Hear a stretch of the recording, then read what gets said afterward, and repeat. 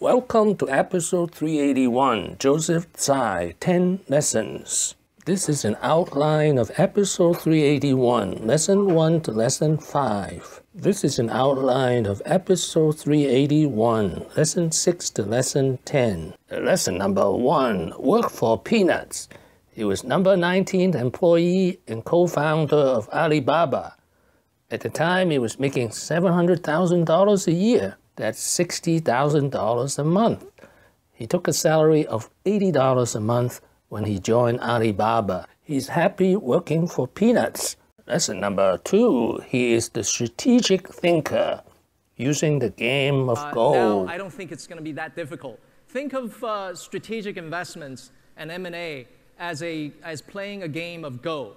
In the game of Go, the objective is to put the pieces on the board, on the chessboard, and surround your opponent eventually.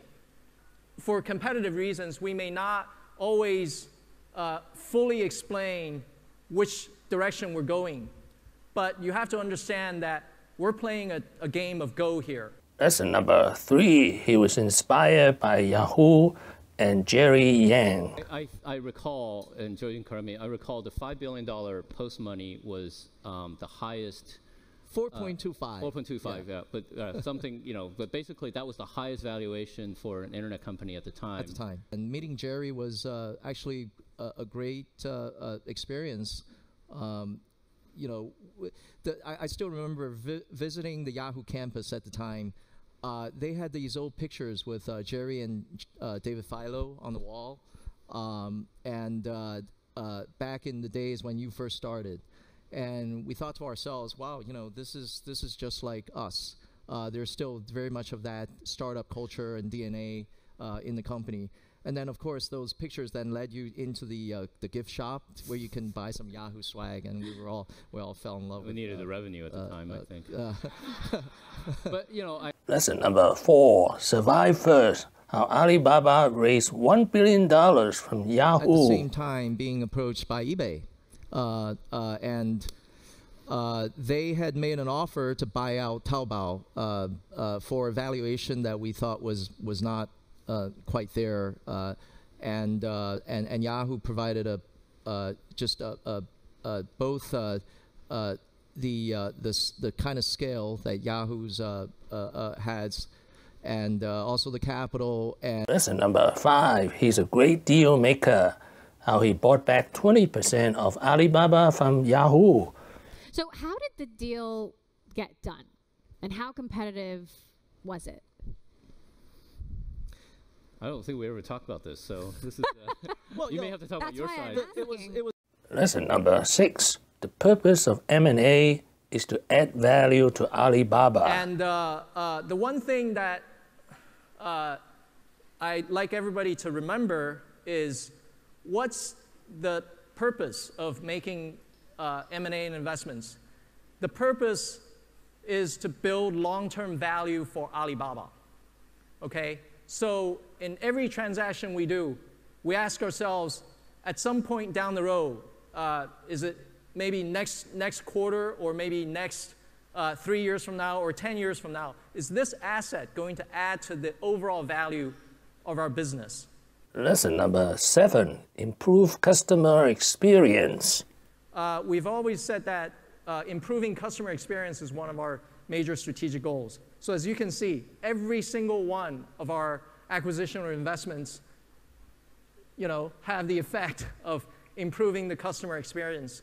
Whether it is adding more elements of a new dimension on the data about the user, or improving the logistics experience, that's a primary reason why. Lesson number 8, acquire users. User acquisition. We were, I would say 5 years ago, we were more of a vertical company in the e-commerce business. But then we acquired UC Web, a mobile browser business. We acquired AutoNavi, a mapping business. And we acquired Youku, online video. So with that, the acquisitions come with new users, new customers, potential customers for e-commerce. So in the earlier session, Yongfu talked about the two circles, and then there's some overlap, but then there's the space where things don't overlap. Lesson number 9, synergy and network effect. The only way to add value is through synergies. To create sort of chemistry effects between the assets that you acquire and the businesses that we own. Like we bought Yahoo. Why? Because we want to get into the online video business. Why is that? Because we want to serve more consumers and because we think that's an extension of consumption. Then in the back end, there's also a network effect when these assets come into the family through the contribution of data, through better understanding of the users. So what we do is that we need to make sure that when the assets come into the family, that they create chemistry effects with the rest of our business. Lesson number 10, 10 years of gestation period. At what point do you decide that you're going to have to worry about profitability? At Alibaba, we have a general philosophy on gestation period. What is that gestation period? The gestation period is over.